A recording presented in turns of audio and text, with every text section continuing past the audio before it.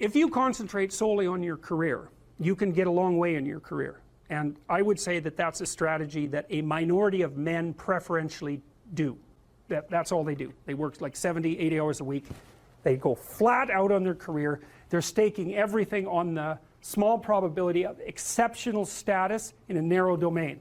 But it's hard on them. They don't have a life. It's very difficult for them to have a family. They don't know how to take any leisure activity. Like, they get very one-dimensional. Now, it may be that that unidimensionality is the price you have to pay to be exceptional at one thing, right? Because if you're going to be something like a genius level mathematician and you want to do that for, or a scientist say, it's like you're in your lab all the time, you're working 70 hours a week or 80 hours a week, you're smart, you're dedicated, you're unidimensional, and that's how you get to beat all the other people who are doing that. It's the only way.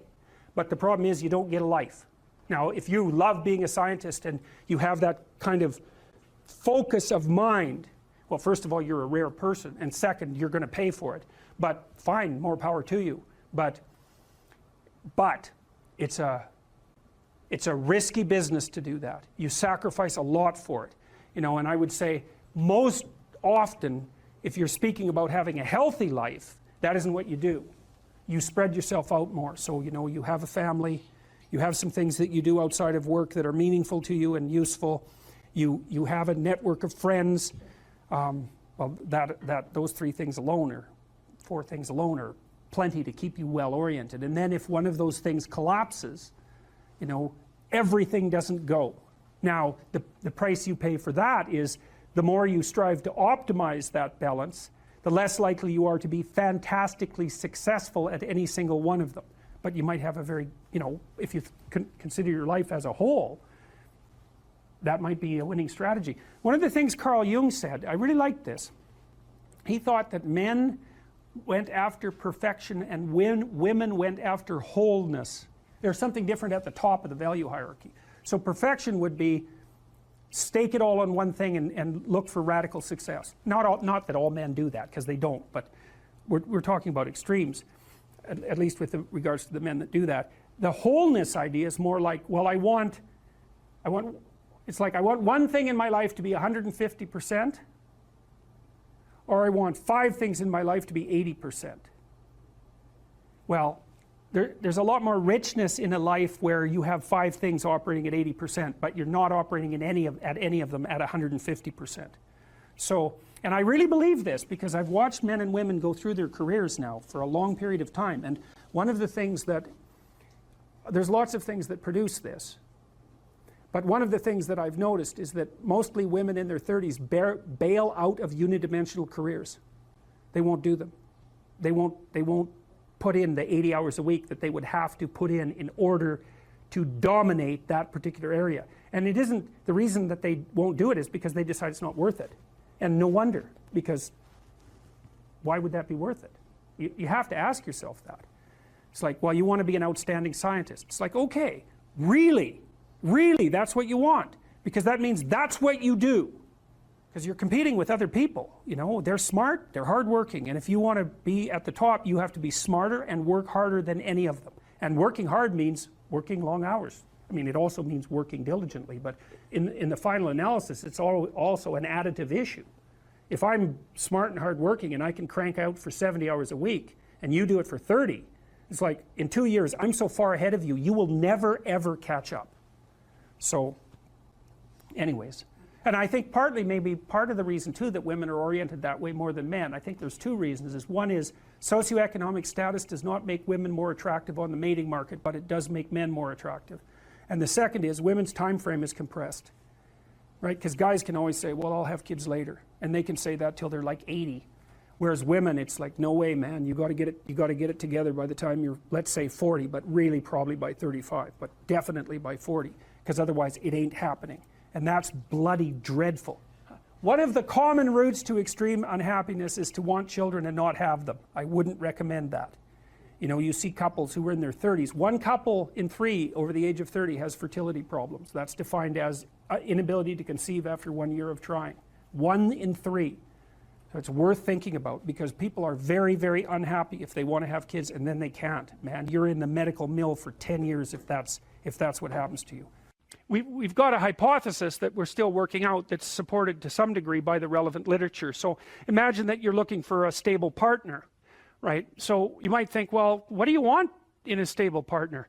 And at least in principle, one of the things you don't want is too much mismatch between you and that person on the 5 fundamental dimensions. So for example, if you're really extroverted and you have a really introverted partner, you're going to engage in continual conflict about how much social activity the two of you should subject yourself to.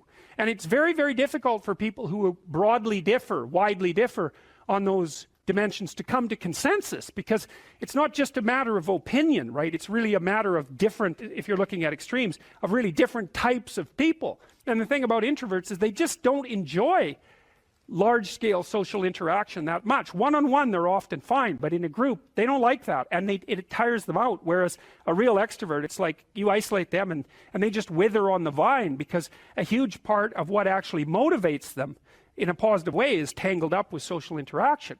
And so if you're an agreeable person and you have a particularly disagreeable partner, you're also going to run into problems, because the agreeable person will say whatever you want whenever, and the disagreeable person will say, well, I'd like to know what the hell you want for a change, and be much more harsh and much more demanding in the situation. And the agreeable person is going to find the disagreeable person harsh and unpleasant, and the disagreeable person is going to find the agreeable person wishy-washy and unable to stand up for themselves. And again, that's actually one of the primary sources of tension between men and women, because women tend to be higher in agreeableness than men. It's about half a standard deviation, which is quite a large difference by psychological standards. And so what that means, I probably haven't got the statistic quite right. If you have a group of men and women and you pick out random pairs, the woman is going to be more agreeable than the man 60% of the time. So that's not an overwhelming proportion,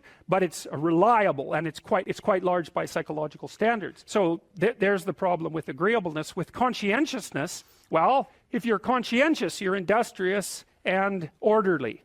And orderly people seem to be sensitive to disgust, which is something we'll talk about in detail later. We've had a hard time specifying exactly what makes industrious people industrious, because it's hard to come up with an animal model for that sort of thing, and there's no theoretical model. But our latest idea is that, it's not my idea, it's actually the idea of my graduate student, Christine Brophy, is that industrious people find it unpleasant and unsettling to not be doing something. So it isn't so much that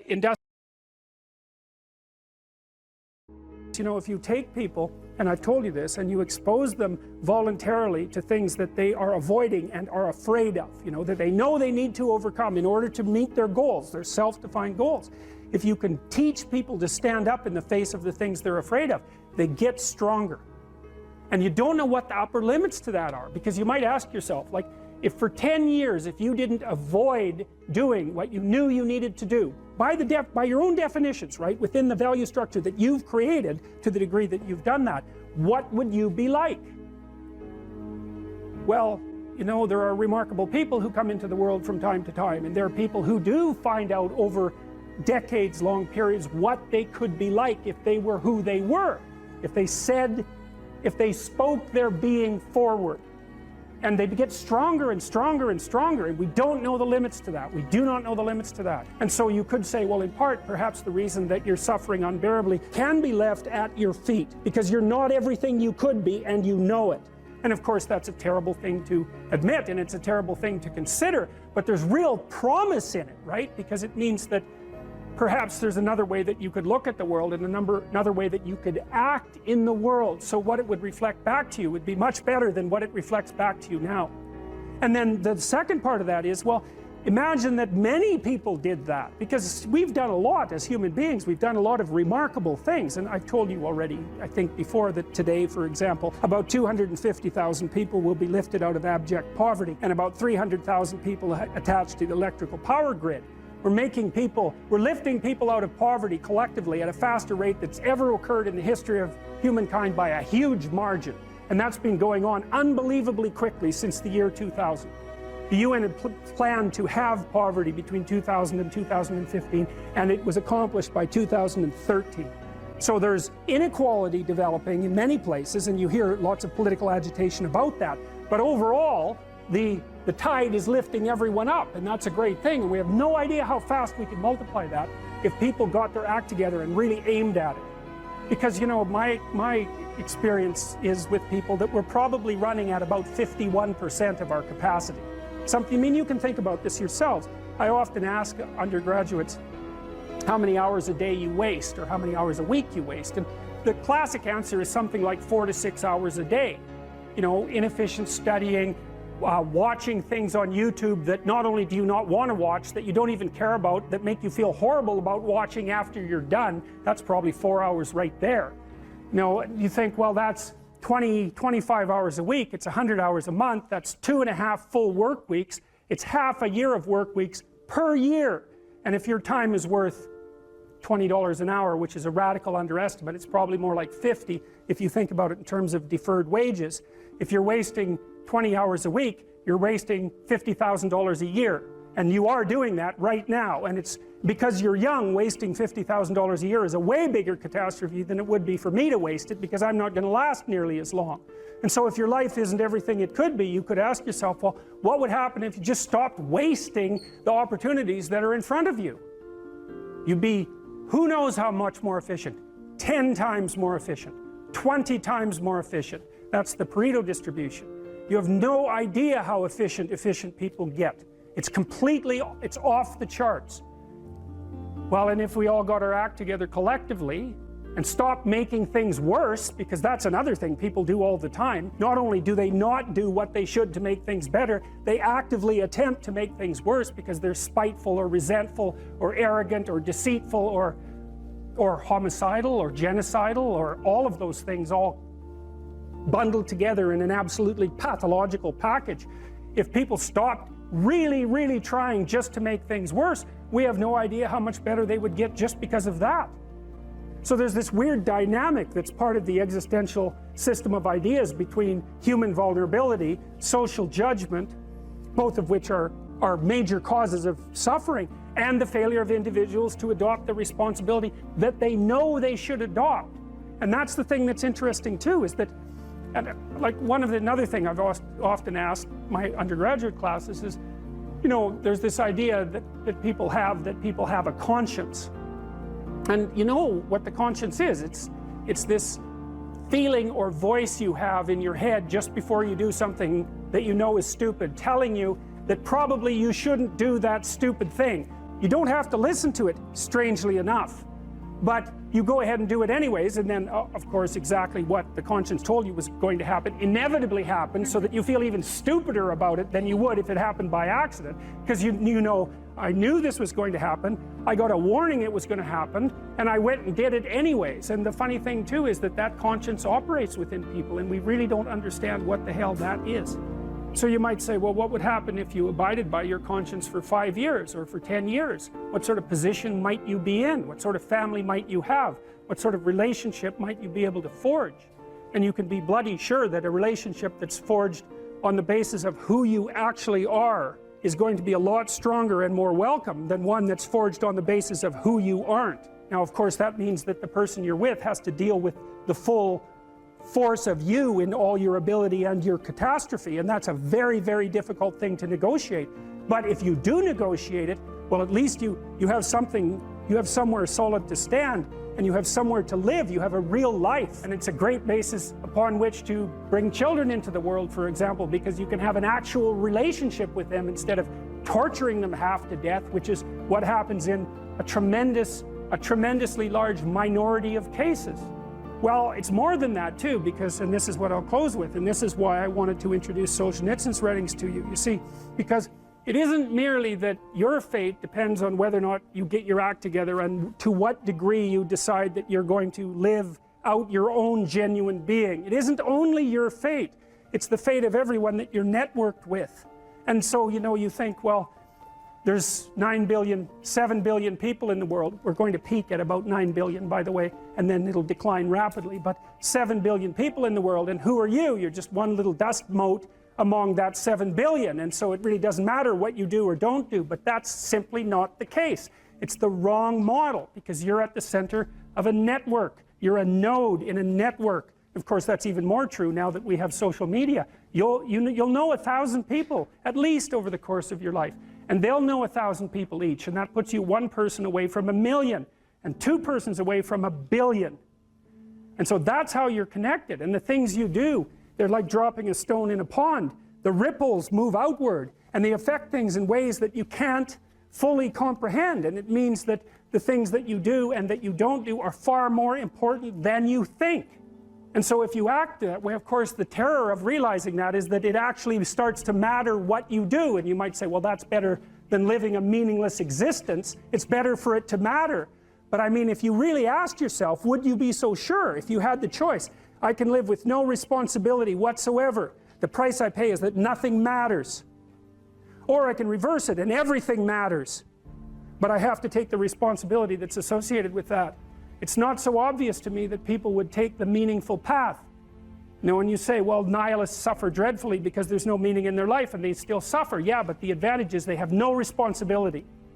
So that's the payoff, and I actually think that's the motivation. Say, well, I can't help being nihilistic. All my belief systems have collapsed. It's like, yeah, maybe. Maybe you've just allowed them to collapse because it's a hell of a lot easier than acting them out. And the price you pay is some meaningless suffering, but you can always whine about that and people will feel sorry for you, and you have the option of taking the pathway of the martyr, so that's a pretty good deal, all things considered, especially when the alternative is to bear your burden properly and to live forthrightly in the world. Well, what Solzhenitsyn figured out, and so many people in the 20th century, it's not just him, even though he's the best example, is that if you live a pathological life, you pathologize your society. And if enough people do that, then it's hell. Really, really. And you can read the Gulag Archipelago if you have the fortitude to do that, and you'll see exactly what hell is like. And then you can decide if that's a place you'd like to visit, or even more importantly, if it's a place you'd like to visit and take all your family and friends. Because that's what happened in the 20th century.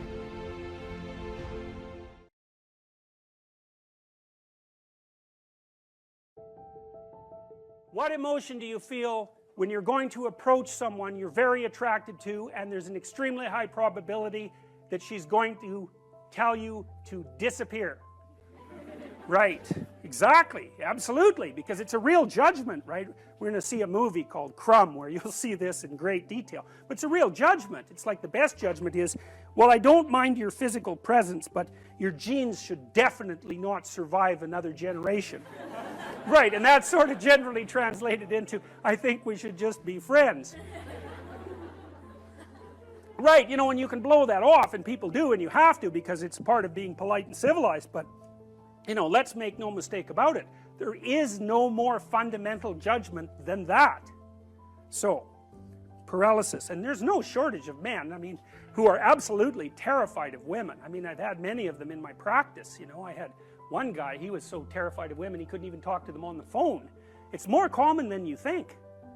So, but it's generally manifested by men who no one cares about, so it's generally irrelevant. So, well, it's the case. It really is the case. I'm not kidding.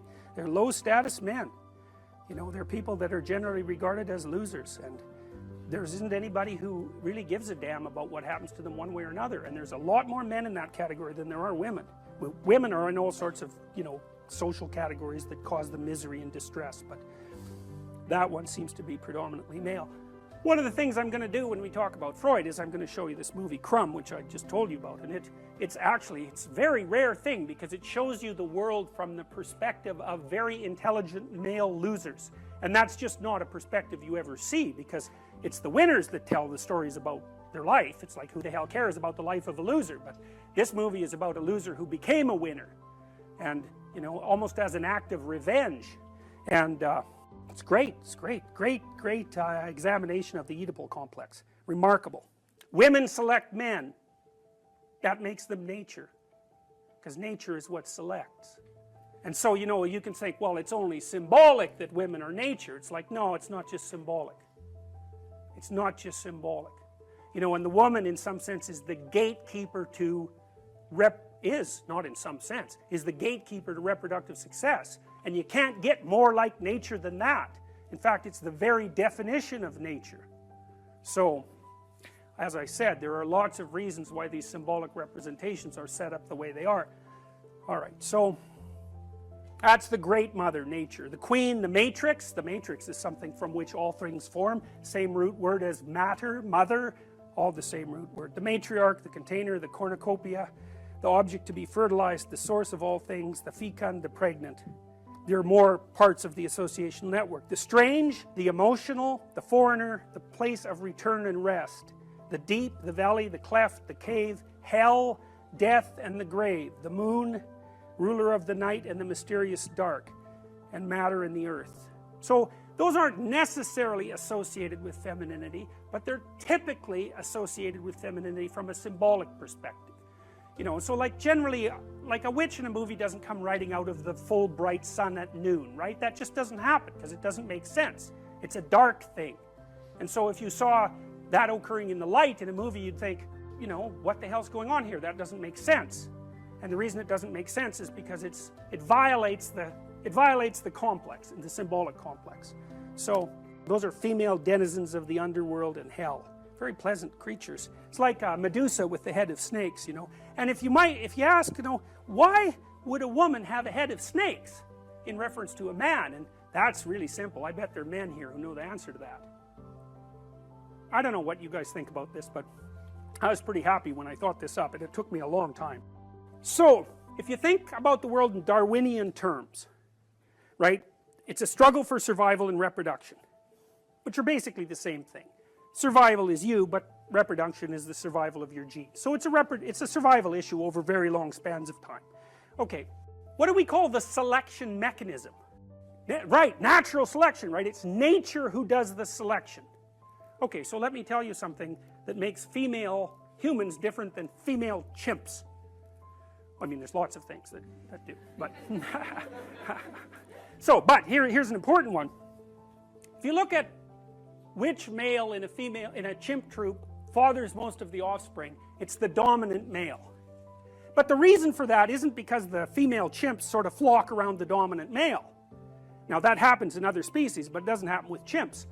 What happens is the dominant male chases all the subordinate males away and will interfere with any sexual behavior they manifest. It'll chase them away.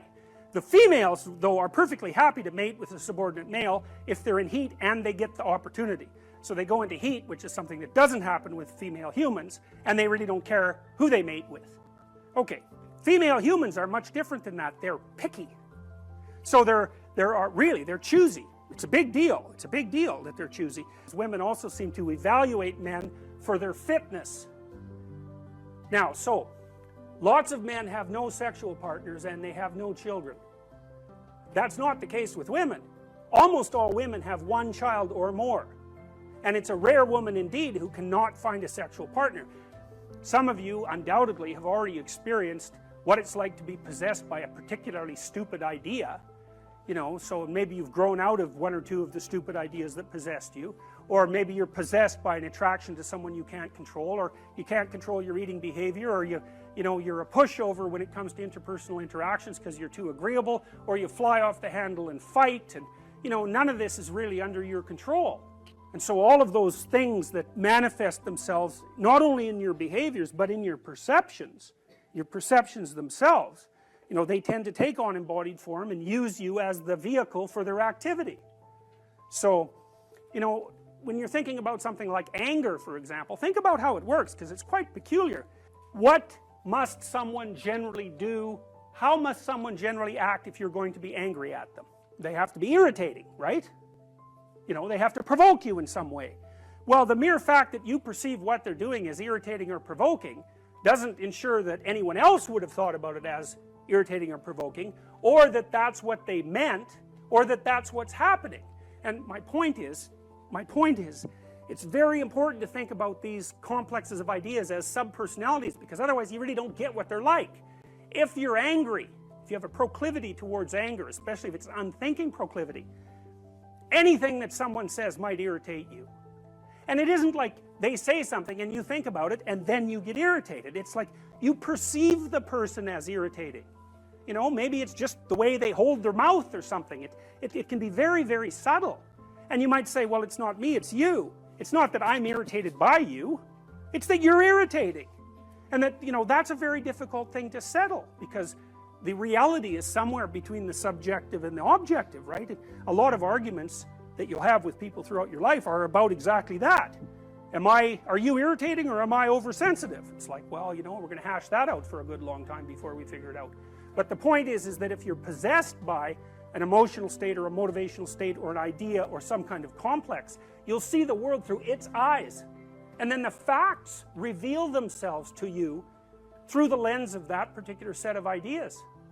So it's a very frightening idea, because, you know, we like to think of ourselves as masters of our own house, which is completely clueless, because it's obvious if you watch yourself for like a month that you hardly ever do what you tell yourself to do, when you're liable to do all sorts of other things that you don't even want to do.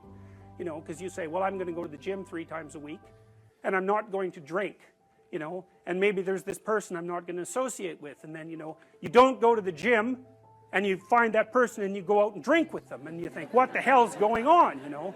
But you're not the sort of person that will do what you say. And so, like, what sort of person are you? Well, that's a psychoanalytic question. It's a deep one, because you're a peculiar thing, and there's parts of you that are really, really, really old. And, you know, the sort of naive you, the naive young you that you think of yourself as, is like a little piece of flotsam in an ocean of complexity. And the ocean of complexity is you. And part of diving down into the depths is to start to understand what it means to be human. And like, whatever that means, it's the one thing you can say about it for sure is that it's bloody peculiar.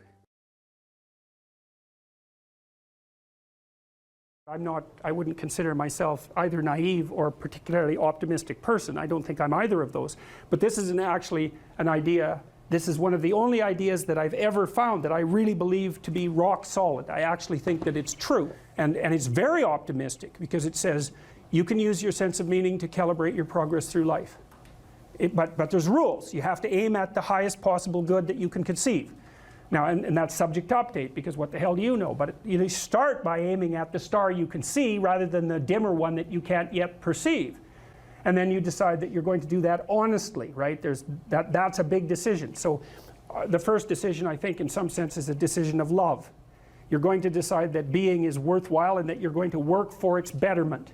And that's a decision that's based on love. And the second decision is based on truth. Having made that decision, you're going to play a straight game. Having made those 2 decisions, I think that you can allow your sense of meaning to calibrate your pathway.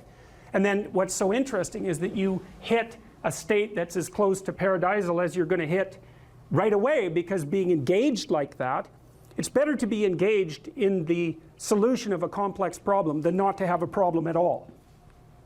And that's no different than saying it's better for there to be being than non-being, because being is a problem. And so if you want to have no problems, then you have no being. And you could say, well, being is so miserable that maybe that's the route we should take. And fair enough, but maybe you can have your cake and eat it too. You can have the damn problem. It can be a problem worth solving, and you can be so engaged in solving the problem that it justifies the fact that the problem exists. And then you get to have the problem and the solution at the same time, and maybe that's better than not having the problem at all. And I believe that, because one of the things I have seen, and I've seen this being so interesting when I've been lecturing to people, especially more recently, and this has also manifested itself on YouTube. I'm talking to people a lot about responsibility, and it's young men in particular that seem to be responding to that. And I think that's partly because I think that young women, in some sense, have their responsibility map already laid out for them. It's also less voluntary in some sense for women, because they have more complicated problems to solve in the first part of their life, right? Because they have to get the family problem solved. But whatever. I've been talking in a very delineated manner about responsibility, which is a strange thing to sell to people, but responsibility is what gives your life meaning. And so then you might say, well, then take on ultimate responsibility. And what happens? You have an ultimately meaningful life. And then you might say, well, if your life is ultimately meaningful, doesn't matter if it's punctuated by tragedy or even predicated on tragedy. It's worth it. And I think that's true. And everything I've seen indicates to me that's true. Every time I get my clients to take on more responsibility, you know, and it isn't an injunction. You're a bad person, you should take on responsibility. It has nothing to do with that. You can define the damn responsibility. It isn't something that someone else should impose on you. It's not a matter of doing what you should do in some abstract manner. It's not that. It's the choice of what game you're going to play. And you can play the game of the seeker, I would say, and if you play that game, then everyone wins. And it's the best game you can play. And so the answer, in some sense, to the tragedy of life, to the catastrophe of life, to the fall, is to adopt the responsibility of mortality that goes along with that, and to play that game maximally. And paradoxically, it's in the willingness to do that that the solution emerges. And I have done my best with every single thing I've talked to you guys about. I have done my best to do what Dostoevsky does in his novels, which is I make a proposition and then I spend months or years trying to figure out if I can take the bloody thing apart, if there's something wrong with it, because I want to find out. I want to hit it with a hammer and see if it breaks. And what I've been trying to do is to tell you all the things that I've gathered, let's say, or laid out or articulated or discovered over the last 30 years that I have not been able to break with the biggest hammer that I could take to them. And I guess that's the fundamental one, is that I believe that the idea that lurks in these images, derived from very different cultures, it's the same idea. Life is suffering. Right. Indisputable. What do you do about that? You voluntarily accept it and then strive to overcome the suffering that's a consequence of that. And you do that for you, and you do that in a way that makes it better for other people. And then that works. And one question might be, well, how well does it work? And the answer is, the only way that you can find out is by trying it. That's it. That's the existential element of it. The proof is to be derived by the incarnation of the attitude in your own life. No one can tell you how it will work for you. It's the thing that your destiny is to discover that. And you have to make the decisions to begin with. It's like, because you can't do this without commitment. You have to commit to it first. That's the act of faith that Kierkegaard was so insistent upon. You have to say, I'm going to act as if being is good. I'm going to act as if truth is the pathway to enlightenment. I'm going to act as if I should pursue the deepest meaning possible in my life. And there's reasons to do none of those. They're real reasons. So it's really a decision. But you can't find out what the consequence of the decision is unless you make the decision. I think the same thing happens when you get married, by the way. So if you think you might leave, you're not married. And then you think, well, the marriage didn't succeed. It's like, well, maybe you were never married. Because the rule is, you don't get to leave. And there's a reason for that rule. Now, I'm not saying that there aren't situations where there should be exceptions made for that. That's not the point. The point is that there's some games you don't get to play unless you're all in. And the other thing that's so interesting about being alive is that you're all in. No matter what you do, you're all in. This is going to kill you. So I think you might as well play the most magnificent game you can while you're waiting. Because do you have anything better to do? Really? Why not pick the best thing possible that you could do? Why not do that? Maybe you could justify your wretched existence to yourself that way. I think you could. That's what it looks like. You know, people find such meaning in the responsibilities they adopt, it stops making them ask questions about what life is for. If you have a newborn child, for example, like, unless you're really in a bad way, psychotically depressed, or maybe your personality really needs some retooling, you stop thinking about anything but ensuring that that baby is doing well. And if someone comes along and asks you an existential question about your commitment to that, the right response is, why are you asking me such stupid questions when this is manifesting itself right in front of your eyes? Like, how blind can you be? That isn't a time for questions about the meaning of life. The answer is right in front of you. And if you can't see it, it's not because life has no meaning, it's because you're blind. I mean, that's what the image of the Virgin Mother and the child is all about. It's like, what's the answer to the meaning of life? Here's an answer. It's like, well, I'm going to criticize that. Well, go right ahead. You know, it's like what you're like a what do you call that? A termite gnawing on a temple. There's no utility in that sort of criticism. It's blindness. And it's the same thing with regards to the path of the hero. It's like it glistens in front of you and you can criticize it. It's like, fine. Put the cart before the horse and see how far you get. So I thought, to bring full closure to the class, I was trying to solve this terrible puzzle that confronted me and many other people about how it was that human beings got themselves in such a tangle about what they believed. Such a tangle that we were pointing the ultimate weapons of destruction at one another, which, by the way, we are still doing.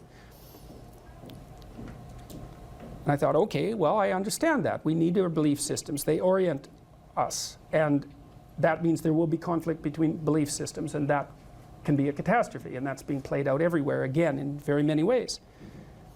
What's the solution to that? Well, one possibility is there's no solution. It's just mayhem all the way around. Could be the case. But it seemed to me, as I delved into it, that the proper solution to that was to live properly as an individual, because you're more powerful than you think. Way more powerful than you think. I mean, God only knows what you are in the final analysis. You're blind to your own weaknesses, but you're also blind to your own strengths. And so then I think, well, if you got your act together, it'd be better for you, and instantly it would be better for your family, assuming they wanted you to get your act together, and not everyone does, and then it would be better for the community. It's like, how far could you take that? If you stopped wasting time, and if you stopped lying, and if you oriented yourself to the highest possible good that you could conceive of, and you committed to that, how much good could you do? Well, I would say, why don't you find out? So that's what I think you should do. You should find out. You don't have anything better to do. And there's nothing in it, as far as I've been able to tell, there's nothing in it but good. So maybe you could sort yourself out so that you wanted nothing but the good. And then maybe you could help make that manifest in the world. And maybe we wouldn't have all these terrible problems then. At least we'd have fewer of them, and that would be a start. So it's the answer to the problem of humanity is the integrity of the individual. That's the answer. So, and states that are predicated on that realization are healthy. So, and states that aren't are doomed to stagnation and catastrophic collapse. And personalities that are predicated on self-tyranny and the tyranny of others are doomed to collapse. So, and then you think, well, what's the barrier? And the barrier is, are you willing to accept the responsibility? And part of the answer to that is, reduce the damn responsibility until it's tolerable. You don't have to fix everything at once. You could just start by fixing the things that you could fix. Or you could even do it more. You could do it with even less self-sacrifice. You could start by fixing only the things that you want to fix. God, you can get a massive way that way. So do it. See what happens. That's what you should have been taught in university right from the beginning. It's like, aim at the highest good. Tool yourself into something that can attain it. And go out there and manifest it in the world. And everything that comes your way will be a blessing. And so all you have to do is give up your resentment and your hatred. I know that's a hard thing to give up because you have plenty of reason for it. That's probably a good place to stop. So it was a pleasure.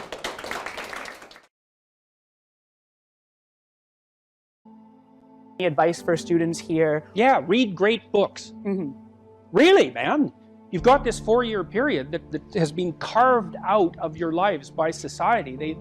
It's given you an identity, like a high quality identity, and freedom at the same time. And you're not going to get that again in your life. You've got a respectable identity, university student, and complete freedom associated with that, or as near as you're ever going to get.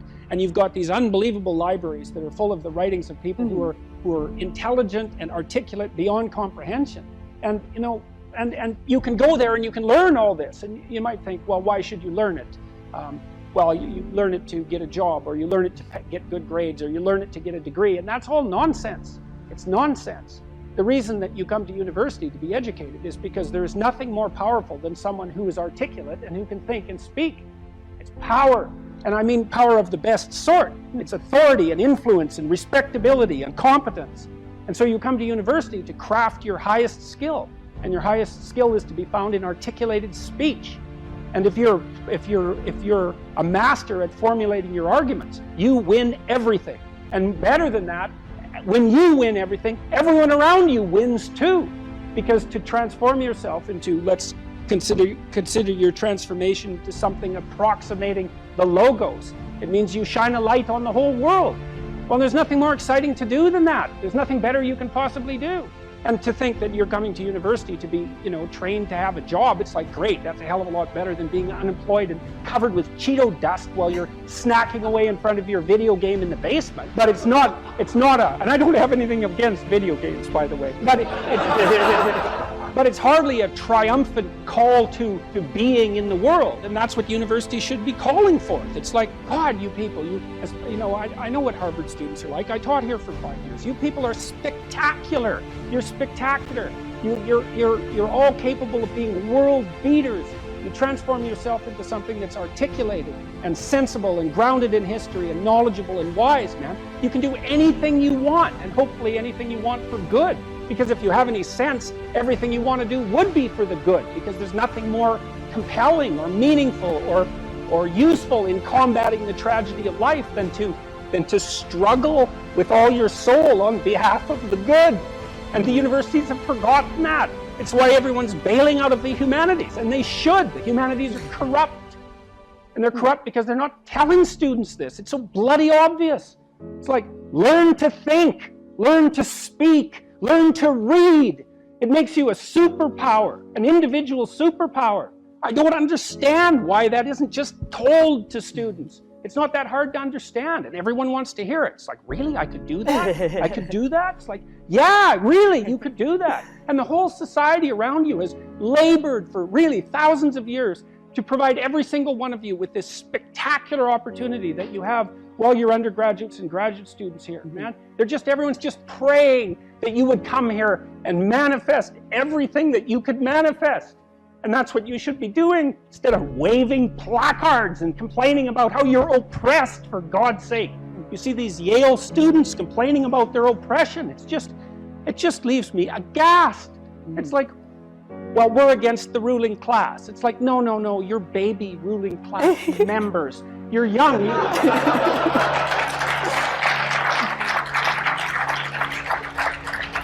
The only reason you're not rich is because you're young. That's the best. Really, if you look at the 1% even, the dreaded 1%, most of those people are old. Why? Well, when you progress through life, if you're reasonably successful, you trade in your promising youth for your wealthy old age, but you're still bloody old. Would you trade it? Would you trade your youth for that? Like, if you factor age out of the economic equation, things look a lot different. Well, of course older people have more money. If they have any sense, they've been collecting it for their whole life. Is that somehow unfair? It's not unfair unless you want to be poverty-stricken when you're 70, and you don't want to be poverty-stricken when you're 70. So I just don't understand what's happened to the universities. I can't believe that you're not told when you come the first day, look, man, you're here on a heroic mission. You're going to take your capacity to articulate yourself to levels that are undreamed of. You're going to come out of here unstoppable. You're going to be able to do anything you want. It's like, that's what you're here for. Instead, you're taught that, well, the world's a pretty oppressive place, and you're probably the bottom of the victim pile, and there's virtually nothing you can do about it except, deconstruct the patriarchy. And it's so weak-kneed and so pathetic that universities should be embarrassed that that's what they're peddling to students. I'm embarrassed by it. I've gone on public record telling parents, bloody well send your boys to trade school, because at least they'll learn something useful. And that's a terrible thing for someone like me to say, because I do believe that that being articulated and educated in the highest possible manner there's nothing that's better for you and for society. And why have the universities forgotten this? Well, that's postmodern neo-Marxism for you, you know. Then the philosophy of intense resentment and oppression and group identity, and God, it's just pathetic. Dr. Peterson, I think a lot of students here would agree with you that one of the main purposes of education at college, particularly at Harvard, is to develop their sense of articulation, their ability to read, their ability to critically think. But then what comes after? Particularly at Harvard, there's a big discussion on what is a good life? What does it mean to use those skills that we get here, and then we graduate? What do we do from there? Stop unnecessary suffering. That's what you do. You know, that's your calling. It's like you say, well, what do you do after you graduate? Well, if you graduate articulated and powerful, there will be people giving you so many opportunities you won't even be able to keep up with them. You know, I've worked with very, very competent people in many different domains in my life, hyper competent people. And I can tell you some very interesting things about hyper competent people. The first thing is they are not selfish. And they're not greedy. And one of the great pleasures in their lives is to find people who have the capacity to also be hyper competent and to open doors for them as rapidly as they can possibly be opened. They delight in that because there's very few things that are more intrinsically meaningful if you're an accomplished person than to find young people who have the possibility of being accomplished and say, hey, look, here's an opportunity for you. It's like, go out there, man, kill it. And then they go out there and kill it, and you think, right on, man. Here's another opportunity. Why don't you go out there and nail that too? And you think, no, they're all hoarding their wealth, and they're not going to share it with anyone. It's like, that's absolute, complete rubbish. And so you don't even have to worry about what you're going to do after you graduate from here if you turn yourself into half of what you could be, because people will be dying to offer you every opportunity that you can possibly make use of. So it's a moot point. The world is always desperately short of people who can think and speak. And you think, well, I won't be made use of. Well, first of all, you can't say that if you're at Harvard, for God's sake. I mean, people already figured out who you are. They've already figured it out. And they're offering you the world on a gold platter. Take it. It's yours. Take it. It's like, great, man. Put yourself together and deserve it. That would be great. And that's what everyone wants. It's what your parents want. It's also what you want. You know it. It's what you want. It's what women want from men. It's what men want from women. It's like for you to be who you could be. And the highest faculty of the human being is articulated speech. It's the divine faculty. And there is nothing more powerful than that. There's nothing that's even in the same league. And so if you don't have faith in that, then your priorities are misplaced. And I can't even understand why you wouldn't have faith in that being, say, Harvard students, because look where it's got you already. You know, you're already sitting on top of the world. So deserve it, make use of it, right? Go out there and fix things up. That's what you need to do. There's lots of things that need to be fixed up. And what you want to do is burden yourself with so much responsibility that you can barely stand. And then you'll get stronger trying to lift it up. And you won't be asking, what should I be doing with my life? Or what's the meaning of life? Or any of that. It'll be self-evident. It's self-evident.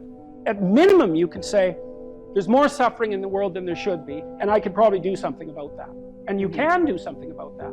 So go do something about it. And then there'll be less suffering in the world. And then when you're 80, you can look back on your life and say, well, you know, there's less suffering in the world than there would have been had I not existed. And you don't have to even have a sense of ultimate destiny or even any sort of theistic belief to regard that as a positive good. Like, I think it goes beyond the mere pragmatic utility of addressing the world's ills, because I think we do live in a world that has a transcendent reality as well as the reality that we can detect. But even independently of that, it doesn't matter. It's like, I mean, this is part of the reason I like people like Bill Gates is a great example, man. That guy he's after 5 major diseases at the same time, right? He's trying to wipe out polio. He's trying to wipe out malaria. Yeah, exactly. He's trying to wipe out malaria. It's like, well, what should you do with your life? Well, you know, take a look at Bill Gates and see if you could do something like that. That would be good. You know, what should happen when you go to university is you should learn how to think and formulate arguments. You should learn to think, speak, and write. That's what the humanities are for. They're to make you dangerous, right? Because if you can think and speak and write, you're deadly. In a complex job, you're exactly what's necessary. There's nothing you can possibly do to become more deadly than to improve your facility with language. And the way you do that is by reading, especially great things, and by writing, and by thinking, and by speaking, for that matter. But how could that not be viewed as absolutely central to what education is about? You want to be inarticulate and stumble over everything that you try to think and communicate? Yeah. How are you going to get anywhere? You don't even know who you are under those circumstances. You're this massive feeling that's expressing itself, maybe in violence because you can't find the words. And you stumble around and bump into things, and you're clunky and dull, and you're not witty. You don't sparkle. Learn to write. I'm dead serious. I'm dead serious about that. Because writing is formalized thinking. And so the way you write is, first of all, you need a problem. Because why write if you don't have a problem? So this is good advice if you're just writing an essay, by the way, for your classes. It's like, pick a bloody problem that you want to write about, because otherwise it's false right from the start. It's up to you to engage with the material until you find something that grips you, that you desire to investigate. Okay, so you need a problem. Well, the next thing you need to do is, you need to have something to say about the problem. Well, so, reading. Reading is really good for that. Read as much as you can. Get your hands on that addresses the problem. Okay, so now you know a bunch of things, or at least provisionally know them. You at least have access to them. Well, now you start sorting through it. It's like, okay, well, maybe I need to summarize what I've learned, and then I need to iron out the contradictions between what I've learned, and I need to elegantly formulate that, and I need to get my word choice right, and my phrase choice right, and my sentence choice right, and I need to organize the sentences into proper paragraphs, and the paragraphs into proper sequence so that I have a coherent argument. And at the same time, what you're doing is you're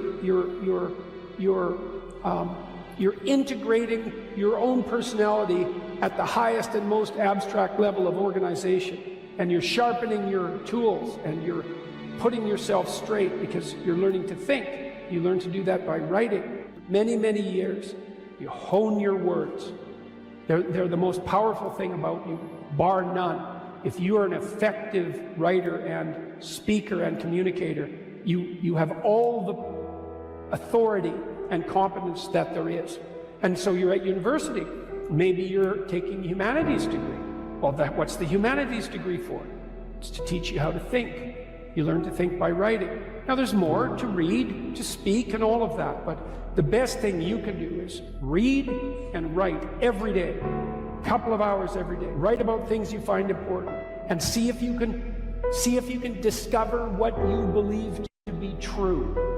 And that'll build you a foundation, and it's unbelievably practical. Like if you look at people who are phenomenally successful across life, there's various reasons, but one of them is that they're unbelievably good at articulating what they're aiming at, and strategizing and negotiating and enticing people with a vision forward. It's like, get your words together, man. That makes you unstoppable. And that's the core of the humanities, that idea. Get your words together. Make yourself an articulate creature, and then you're deadly in the best possible way. So, and take that seriously. The best thing you can do is teach people to write, because there's no difference between that and thinking. And one of the things that just blows me away about universities is that no one ever tells students why they should write something. It's like, well, you have to do this assignment. Well, why are you writing? Well, you need the grade. It's like, no, you need to learn to think. Because thinking makes you act effectively in the world. Thinking makes you win the battles you undertake. And those could be battles for good things. If you can think and speak and write, you are absolutely deadly. Nothing can get in your way. So that's why you learn to write. It's like, well, I can't believe that people aren't just told that. It's like,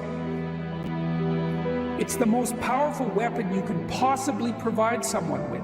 And I know lots of people who've been staggeringly successful, and watched them throughout my life. I mean, those people, you don't want to have an argument with them. They'll just slash you into pieces.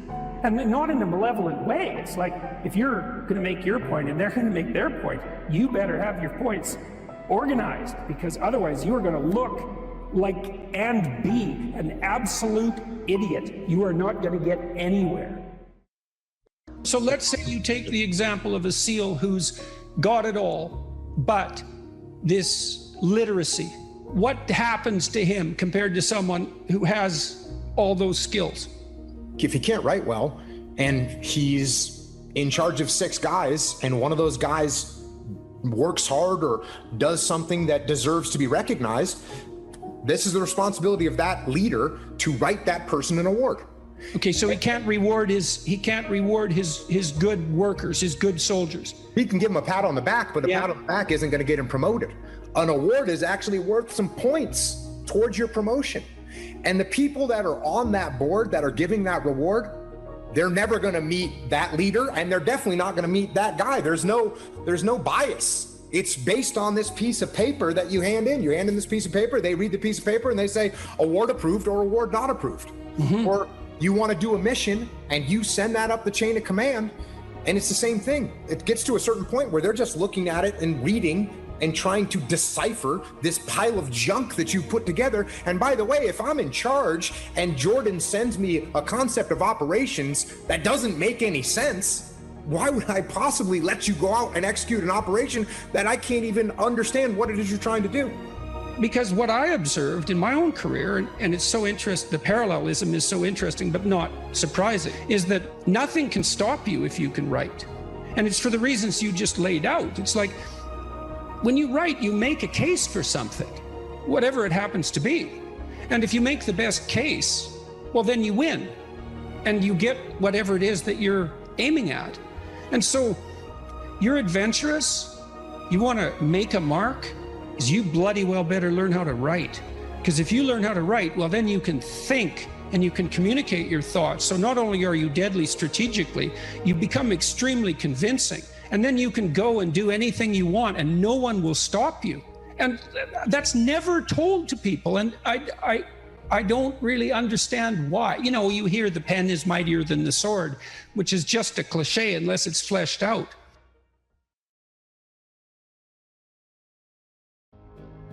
You said that a harmless man is not a good man. A good man is a very dangerous man who has that under voluntary control. How should people become more dangerous? Oh, becoming more articulate is definitely, I would say, that's the primary array of weapons.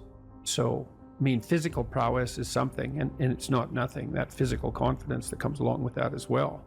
But the same thing replicated at the level of the ability to communicate and to think, that's way broader field of battle and opportunity.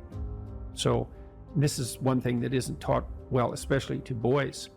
It's more important to teach it to boys, I would say, because they're more skeptical of the educational enterprise in general, generally speaking, partly because they're less obedient, partly because they're less agreeable. That's particularly true for disagreeable boys. And agreeable boys get higher grades independent of their IQ and their academic achievement, because they're easier to deal with.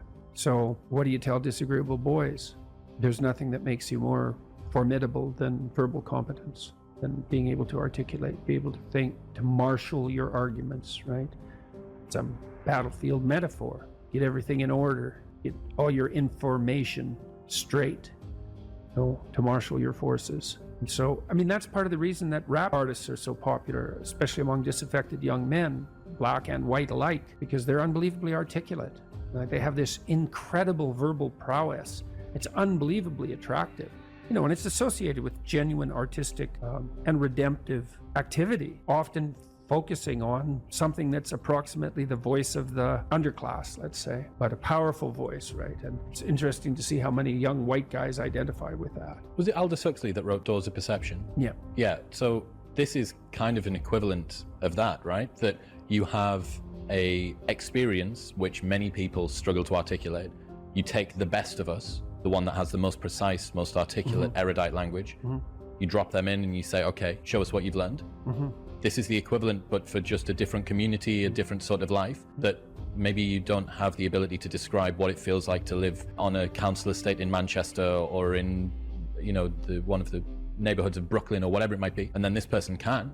and it feels like it's your voice. Yeah, well, you still, if you're a young man, you still feel alienated from your place as rightful heir of the proper kingdom. I mean, that's an existential truism for everyone, particularly for every young man, because he is an outsider in many ways. He's young and juvenile and not very highly valued, and then is in some sense hurt by the inadequacies of the current king, the current culture, and is easily turned against it because of that. And that's the machinations of the evil uncle. That's the King Arthur story. That's the story of Horus and Osiris. It's an ancient story. It's the story of Sauron, and it's there all the time. And you see in that, in rap music, in hip hop, all of that alienation being given an articulated voice in an artistic sense. And that's a good example of the power of verbal facility. And that's the route to, let's say, marketing education to young men. It's like, you want to take your rightful place in the kingdom? It's like, get your tongue straight, man.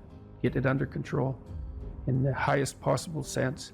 We went to a comedy club, Tammy and I, in New York, the Comedy Cellar. It's a great comedy club. And the last comic was an English guy. And he was not particularly physically prepossessing, and he made a lot of jokes about that, and it was quite funny. And then he divided the audience into 5 sections, and he asked each section to toss up a topic, just to yell out a topic. And they were like random topics, like the Kennedy assassination and electric lighting before 1890. Those were 2 of the topics, and the other 3 were just as diverse. And then he put on some beats, and he did about an 8-minute rap.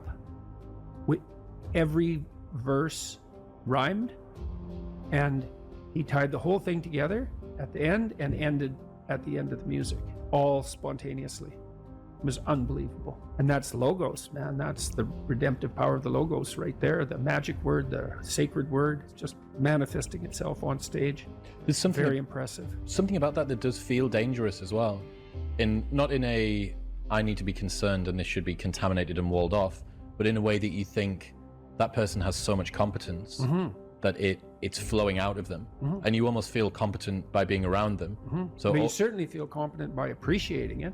Yeah. Right. Because it speaks to the part of you that is capable of appreciating such things. You think, wow, that's really something. That's an amazing display. That's an amazing thing to see. Amazing, right? A very interesting word, amazing. And you're trapped by the charisma of that.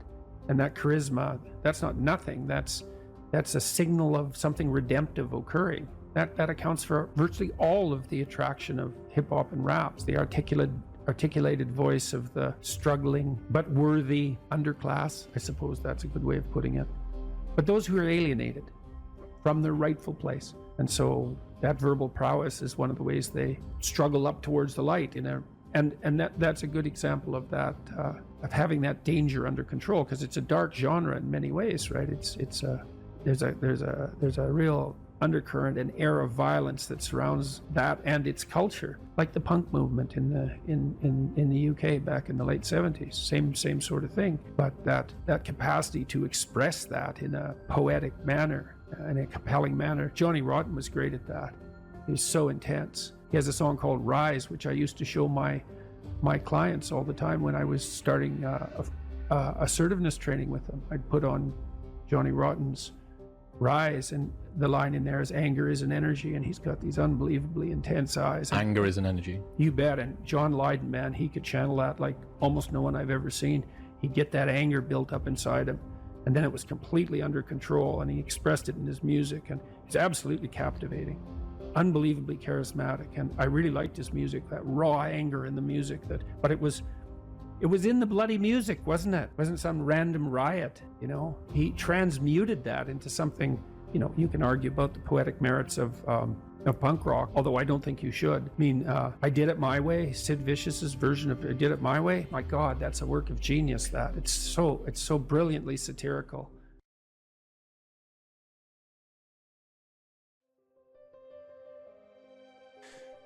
How do we start to heal the memories of the past, the traumas of the past, so that they don't keep hurting us in the present? Well, the first thing I would say is, sometimes there's a crisis and well-meaning mental health professionals rush in to discuss the trauma while it's still happening. That's a really bad idea. People are generally traumatized because something actually horrible happened. And dwelling on it in the moment just makes it worse. It's not like anybody has a solution. Here's how you should understand this. You know, someone's just shot up your kid's school. Here's how you should understand this. That'll make it all better. It's like, no, it won't. If you have old baggage, that often comes up if you're having an argument with someone, doesn't it? You know how it is. This is partly why people don't like to have a dispute within a relationship, because it's a thread and you pull on that thread and just, God, we had another rule. Do not agree with something you don't agree with. Ooh. Like if we decide, you and me, that we're doing this, we don't go back and say, well, I didn't really mean it. We don't get to play revisionist with our history. So if you don't agree, fight, object, or hold your peace. Because you see what happens with couples is there's a little fight, and then one says to the other, yeah, but you did this. And then that person says, yeah, I know I did that, but then that was because you did this, and each this gets bigger until what's on the table is, why the hell should we stay together at all? Right. And so every fight becomes, why the hell should we stay together at all? So that's another thing you want to do, is you want to have the fight about this thing. Not about everything. About the past, not everything. It's like, okay, you were flirting. I think you were flirting more than you should have been. Okay, so I go away and I think, well, okay, maybe I was. Okay, well, then we have to have a discussion about why. And maybe we can solve that. But mostly what we have to do is figure out how to not have that happen again. Okay, so we're going to go see the same couple again. What is it that you want me to do? So I'm the flirtatious one, let's say. What do you want me to do? Well, you have to figure that out. It's like, no, I'm stupid. Like you. We're equally stupid. I need to know what would satisfy you. And you need to figure out what would satisfy you, so I know. And that's also extremely useful, is establish your conditions of satisfaction, make them explicit, let the other person know. So if I have a fight with Tammy, let's say, sometimes I remember to say, okay, what do you want me to do right now? What can I do? What should I say and mean? You know, and you think, well, you shouldn't let the other person put words in your mouth. Well, fair enough. You know, I'm not asking for something false. I'm saying, I'd like to not have this happen. Can you see a way out? Is there something I could do to increase the probability that that's the route we could take? And, you know, sometimes that works. But the other person has to let you know what they would find satisfying. How does someone release shame in a healthy manner so that it doesn't make them a prisoner of these emotions of the past that hold them back? Well, you hinted at a few things when you just described what happened to you. Is you said, well, first of all, you know, I thought I was the only person this had ever happened to. It's like, no, it's a universal human experience to one degree or another. Now, you know, I'm not saying everyone was sexually abused, and I'm certainly not saying that some people aren't sexually abused to a degree that's so extreme it's unimaginable, where there are others, you know, get off relatively lightly. But it's still, it's well within the realm of normative human experience that sex goes wrong in some way. At least you regret something that's happened, something you've done or something that was done to you. When you're the only person that something has happened to, that's really not good, right? Because it alienates you even from yourself. You have no idea what to do with that. And so that's sometimes why people find it such a relief to have their illness diagnosed. It's like, oh, this is known. There's a category. Other people have had this experience. Maybe there's a pathway through it. So just knowing that you're not the only person like that can be very helpful. Updating, it's like, you were how old? 5. Okay, well, one thing to realize when you're 25 and you were abused when you're 5 is that you're not 5 anymore. Right. right? That the person to whom that happened is no longer there. You're there, but so, you know, you might feel afraid of relationships, you might feel afraid of all sorts of things, but a lot of that was you're sort of feeling that, like that residual 5-year-old. I tell a story about one client I had. She was abused by her older brother, and she told me the story, and I drew a picture in my head while she was, you know, I kind of pictured her at 5 and this hulking teenager, you know, taking advantage of her. But as she told the story, I realized that her older brother was only a year, 2 years older than her. While he was 7, it was like, okay, well, she wasn't the victim of a tyrannical male in some sense. They were 2 badly supervised children. Now, that doesn't mean that what he did was right, but she was still the 5-year-old in the memory, but she was 27 when she came to see me. And so the first thing I did was just point that out. It's like, think about the 7-year-old, right? For a 5-year-old, a 7-year-old is an adult, but for an adult, a 7 and a 5-year-old are clearly both children. Well, that just changed things somewhat. It made her feel less vulnerable in the moment. What your brain wants from you in relationship to a traumatic memory is indication that you're no longer vulnerable to the same problem. That's what memory is for, right? You remember something bad and you process it so that you change your interpretation or your behavior or the situation or whatever you can change so that it isn't going to happen in the future. And if you do that thoroughly, you'll generally let yourself rest. Well, that's the purpose of memory in general. Right. You make sense of your past behavior so that the good things that happen to you can be duplicated and the bad things can be avoided. It's not to make an objective record of the world. It's to make a functional map of the world that you can apply to the future. Yeah, how do we let that go? How do we disassociate something that happened a year ago, 10, 20 years ago, that is no longer happening, but seems to be triggering us? Oh, it's very difficult. Well, I would say, you know, one of the things you need to develop if you've had an experience like the one you had, perhaps, because I don't know the details, you probably need a theory of malevolence. You need an explanation. It's like, how could a person do that? You have to understand it so that you're no longer a victim of it. Because otherwise you can't put the event in a context. Right. You know, and sometimes that means the development of a real philosophical sophistication. And that can help because then you can start to separate out malevolence from benevolence, because maybe you're afraid of any intimate relationship now because it's been contaminated with that. And everything's fuzzy and foggy. And so you need to understand the person who did that, at least to some degree, so that you can separate that person out from all the other people around you that you encounter in situations that might be reminiscent of it. You know, so you felt vulnerable perhaps you felt ashamed. All those things have to be gone through. What do you think, you know, when you're ashamed, what elicits that? What are the eliciting cues? What do you think when that happens? All of that has to be taken apart.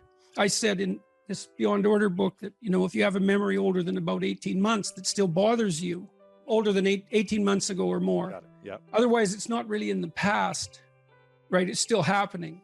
Whether you should delve into something, how you should delve into something traumatic that's currently happening is a whole different issue.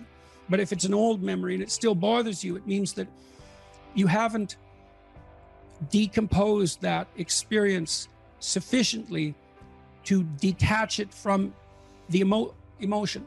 So imagine when something terrible happens to you, you don't understand it. So then you might say, well, if you don't understand something that's happening to you, how can it be terrible? Because doesn't terrible mean that you understand it? And the answer is, well, you understand things in stages. And the first way you understand a terrible thing is by freezing in terror or running. That's the understanding. It's not conceptual, it's embodied and emotional. And so event terror, that's the first category. Okay, now the next question is, how do you get it out? How do you get out of the terror? Well,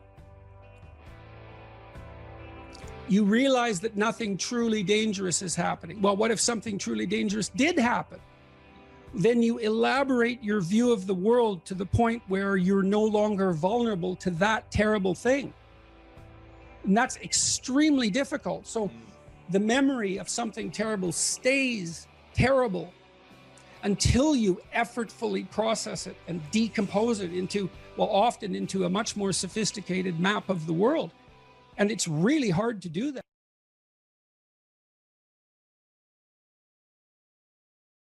So imagine you have a goal in mind. You want to get to work in the morning. I used to ask my students a question like this, is like, what? Maybe they're going to write an essay. Why are you writing the essay? Why are you in class? Well, I'm in class because I need this class because it's part of my major. Well, why did you pick a major like that? Well, I'm interested in psychology. Well, why did you come to get a degree? Well, I think I need a degree to get a job. Well, why do you need a job? Well, I need a job to keep body and soul together, and maybe to be productive, and maybe to, establish a name for myself. And why do you want to do that? Well, because, it's part and parcel of living properly. And why do you want to live properly? And well, then, and how would you live if you lived properly? And at that point, people are usually unable to answer, because you can just push people with questions about why until they run out of explanations. But the point is that you're always doing whatever you're doing because what you're doing is nested in a sequence of goal-directed actions. And those can be more or less sophisticated. If you're not very sophisticated at all, the nesting might be like 2 structures deep. Maybe you're, you're bored and you want to go get drunk, and why? Well, because you don't want to be bored. And if someone pushes you a little farther than that, you hit them. And, you don't want to delve into it. But if you're sophisticated, you have a pretty good hierarchy of answers. So you might say, well, why do you want to be a productive and generous citizen? And like I said, people usually bottom out there, but you could say, well, that's part of reciprocal altruism, and if I'm productive and generous, then that'll encourage other people to be productive and generous, and if we're all productive and generous together, then there'll be more for everyone, and we'll all get along better, and we'll get along for a longer period of time, and that'll make us all more stable, and that'll make our societies better. And then you might say, well, why is that relevant? You might say, well, because the alternative to that is something like a descent into something approximating hell, and so that's part of a reflection of the divine order and the eternal battle between good and evil. And then you could push it farther than that, and you could say, well, are you going to be on the side of the redemptive hero, or are you going to be on the side of the eternal adversary? Like, you can keep digging down farther and farther, and the farther down you dig, the more you get down into what you might describe as the implicit religious substrate. And it's very much useful to know that and to make as much of that conscious as possible. So now imagine that you've come to this talk tonight because you've decided to aim up. And maybe you haven't formulated that precisely explicitly, but something is driving you in this direction. And then you come to the talk and you find out that I'm talking about something that isn't what you expected, and it doesn't seem to be moving you along on your pathway forward to that end. And what's going to happen is you're going to be disappointed. And you might be anxious too. You're going to be disappointed because disappointment signals that you're experiencing something that's not relevant to the goal that you are attempting to pursue, and that might in fact be interfering with it. That's what negative emotion does. And maybe if you're disappointed in what I say, that also makes you anxious because you assumed that you would come here and I would say something relevant, because you assumed that you knew who I was, and then it turned out that I didn't, and then you don't know who I am, and then you don't know what you're doing here, and then you get anxious. And the reason you get anxious is because that's what anxiety is for.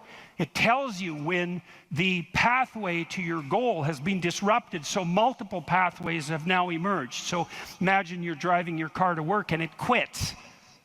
And what happens is you get anxious. And the reason you get anxious is because, well, you were beetling along quite nicely in your world, and everything was reduced to like a unidimensional simplicity. You weren't in a car as an object. You were in a thing that took you to where you wanted to go, and it was just doing what it was supposed to be doing, tracking you along the pathway to your goal.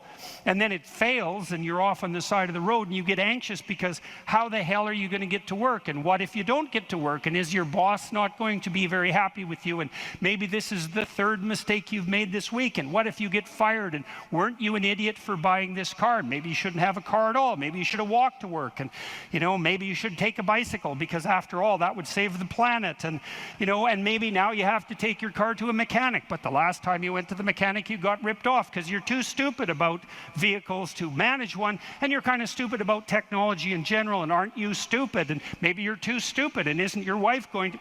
That's anxiety, right? And that's the emergence of a multiplicity of pathways, right? And so what anxiety signifies is the degeneration of an attentional hierarchy into multiplicity. And the reason you get anxious and it feels bad is because now your body can't compute how much energy you have to put out in order to get to your goal. And so you can't organize the world. You're apt to use more resources than you'll replenish. And if you continue to do that, then you'll die. And so anxiety is a signal that complexity has reemerged, chaos. That's the eternal dragon of chaos. Chaos has reemerged because your narrative has collapsed. And so that's negative emotion. That's what negative emotion signifies, is that it's the collapse of an organizing narrative.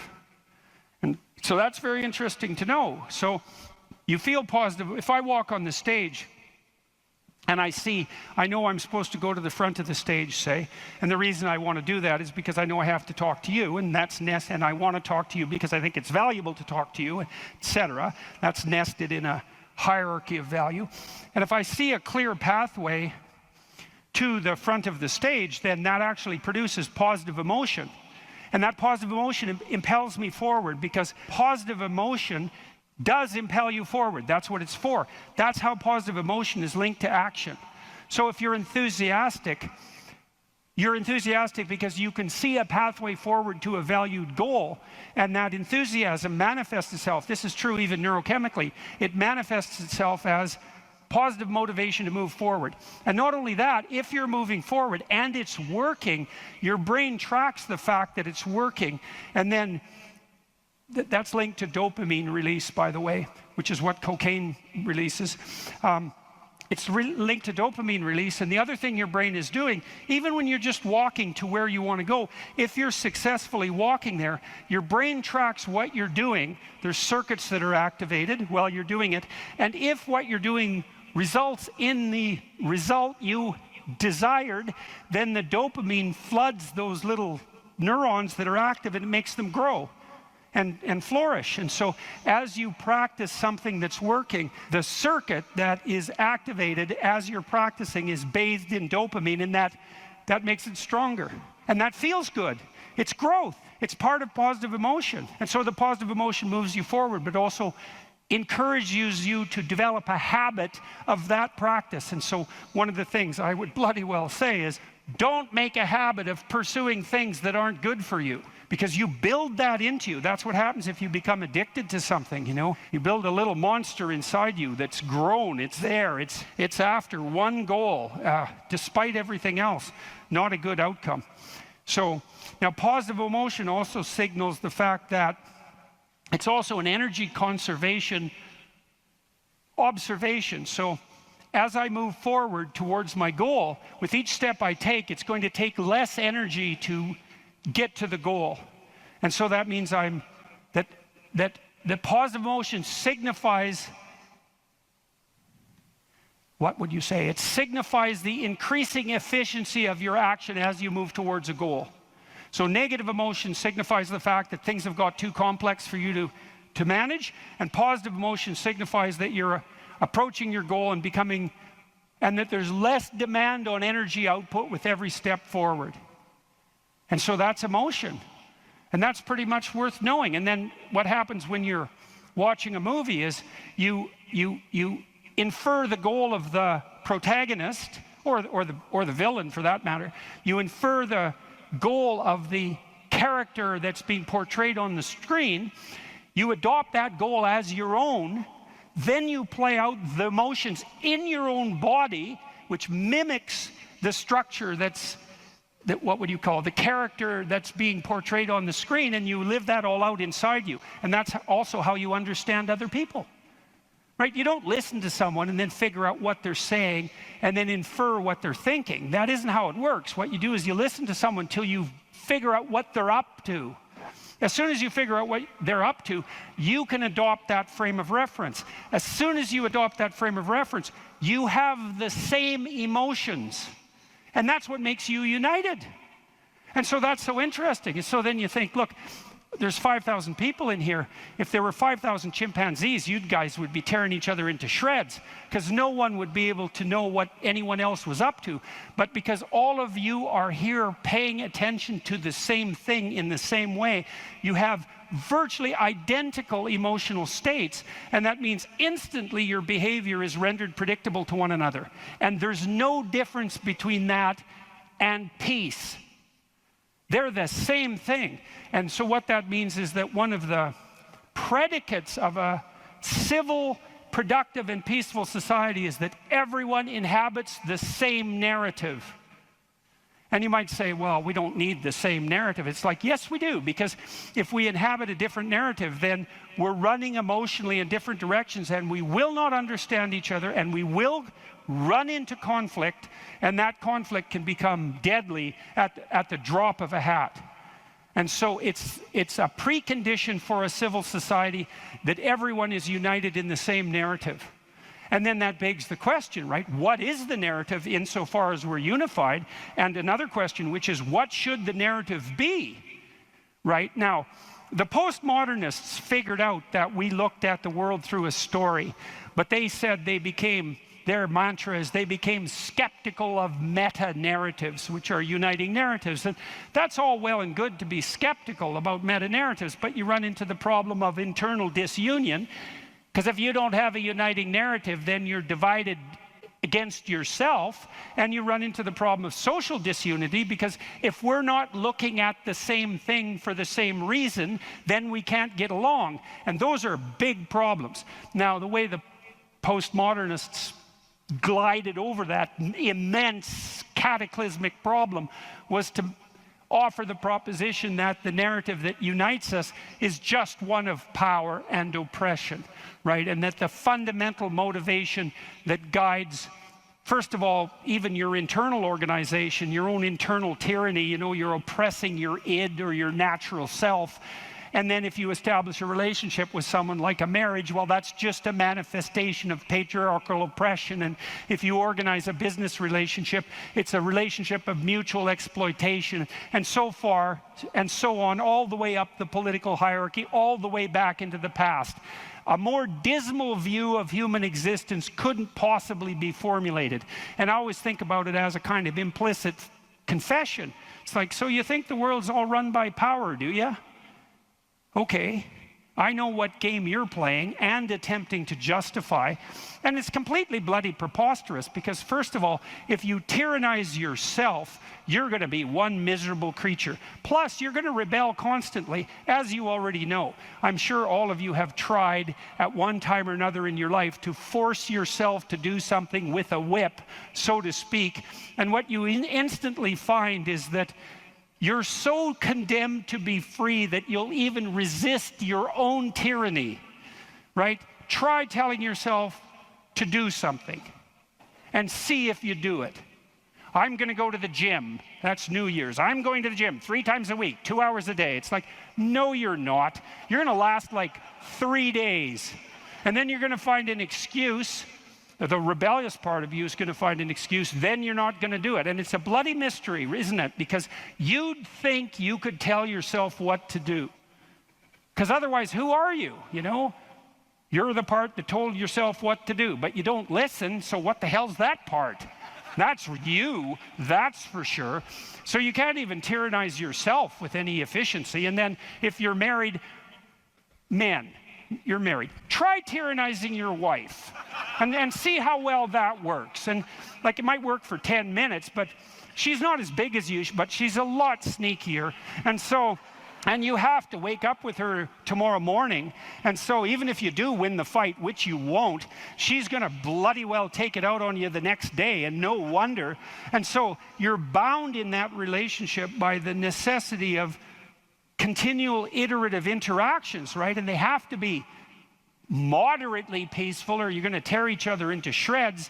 And if it's constant conflict, you're both going to just exhaust yourself and die. So how the hell is that going to work? So it has to be at least mutually reinforcing. And maybe if you really got it together well, you could interact with each other in a way that improved your interactions across time.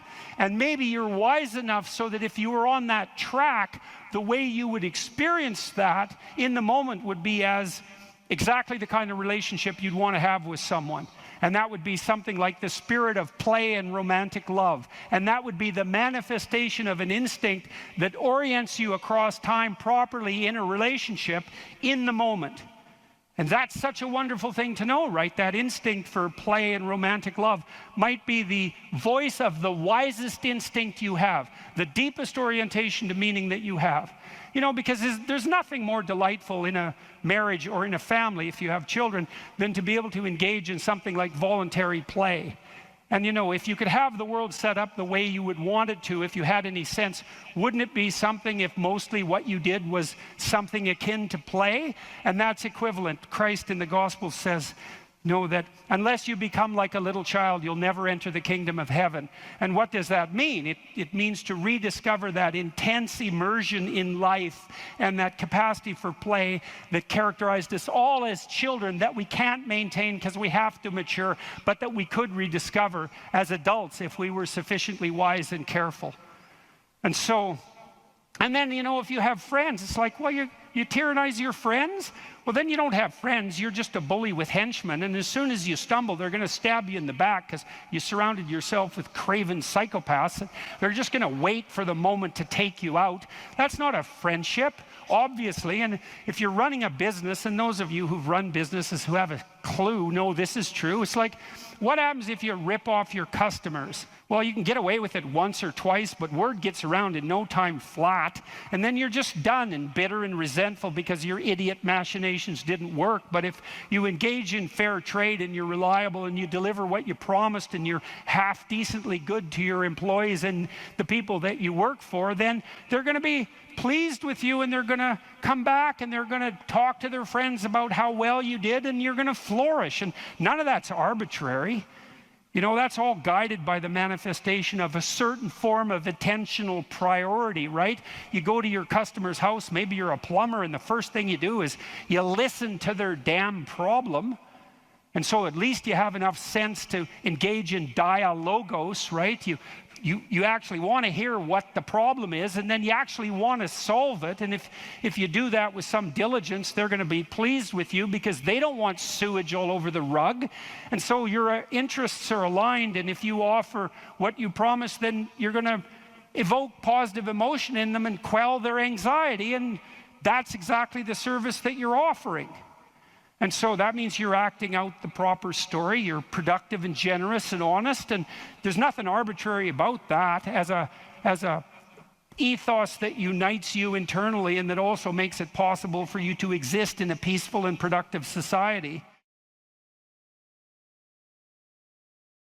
It's very helpful for people to hear that they should make themselves competent and dangerous and take their proper place in the world. Competent and dangerous? Mm-hmm. Why dangerous? Because it's the alternative to being weak. And weak is not good. The people who shoot up the high schools, they're weak. They're weak. How is it good to be dangerous? Because it makes you formidable.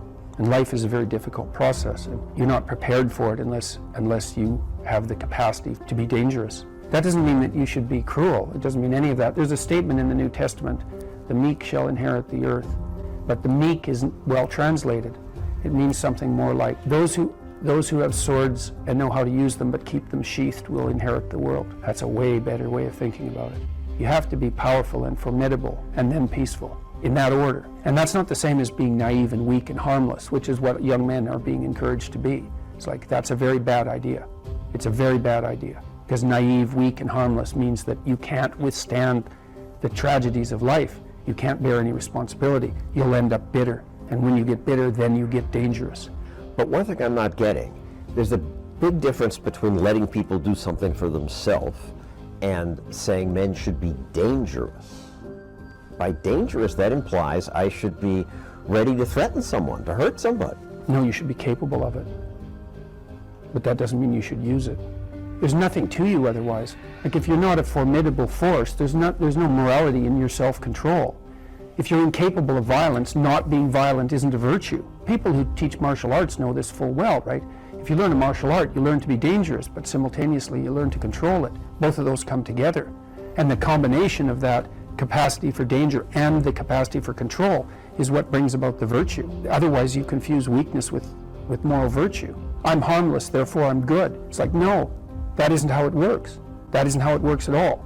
If you're harmless, you're just weak. And if you're weak, you're not going to be good. You can't be, because it takes strength to be good. It's very difficult to be good.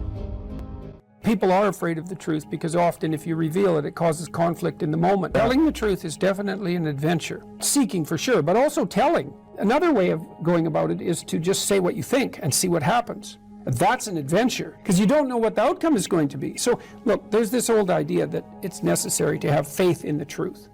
And so here's a way of thinking about that. Someone asks you a question and you might think, well, here's the outcome I want, and so here's how I'm going to answer that question. So that's one way of approaching it. But another way of approaching it is, you ask me a question, I'm going to think about the answer, and I'm just going to tell you what I think. And it doesn't matter what the outcome is, because I'm willing to see what the outcome will be, predicated on the idea that there isn't a better outcome than the one that truth produces.